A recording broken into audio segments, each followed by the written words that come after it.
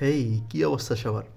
চলুন আজকে আপনাদের সাথে শেয়ার করি একটা সেমিস্টার ফাইনাল প্রজেক্ট প্রেজেন্টেশন কিভাবে রেডি করতে হয়, কি কি প্রসিডিওর অ্যাপ্লাই করতে হয়, সব কিছু জানাবো আজকের এই ভিডিওতে। ভিডিওর শেষ অবধি থাকুন, তাহলে চেষ্টা করব শেষ আউটপুটটা দেখানোর জন্য। প্রথমত স্যার বা ম্যামের নির্দেশ অনুযায়ী যদি নির্দেশ দেওয়া থাকে তাহলে আমাদের তাদের নির্দেশ অনুযায়ী টপিক সিলেক্ট করতে হয়, আর তা না হলে উইদাউট রিজার্ভেশন আমরা বাহির থেকে যে কোনো একটা র্যান্ডমলি টপিক চুজ করতে পারি।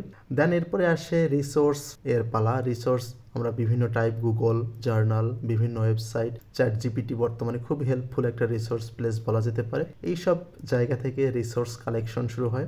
দেন টপিক এবং রিসোর্স সিলেক্ট হয়ে গেলে এরপরে আসে স্লাইড মেকিংয়ের পালা। আমাদের টপিক এবং রিসোর্স থেকে কিছু কিছু কি পয়েন্ট বা কিওয়ার্ড নিয়ে আমাদের একটা স্লাইড মেকিং করতে হয়, যেটা পাওয়ার পয়েন্ট বা ক্যানভা বিভিন্ন টুলস থেকে আমরা করে থাকি। স্লাইড মেকিং কমপ্লিট হয়ে যাওয়ার পরে আমাদের আসে প্রেজেন্টেশন বেস, ফাউন্ডেশন বলা যেতে পারে, সেটা হচ্ছে স্ক্রিপ্ট রাইটিং। আমাদের প্রজেক্ট প্রেজেন্টেশনটা যেটার উপর বেস করে ফুটে ওঠে আর কি, সেটা হচ্ছে স্ক্রিপ্ট রাইটিং। দেন সব কিছু শেষ হয়ে গেলে আমাদের আসে লাস্ট পর্যায়ে একটা প্রোগ্রেস প্রেজেন্টেশন ভিডিও, যেটা আমাদের গুগল ক্লাসরুমে আপলোড করা হয়ে থাকে। এই সব প্রসিডিওর অবলম্বন করেই আমাদের একটা মূলত প্রেজেন্টেশন রেডি করা থেকে প্রেজেন্টেশন একদম পারফেক্টলি ভাবে শেষ পর্যন্ত তুলে ধরা হয়। সো এই ছিল আমাদের ভিডিও।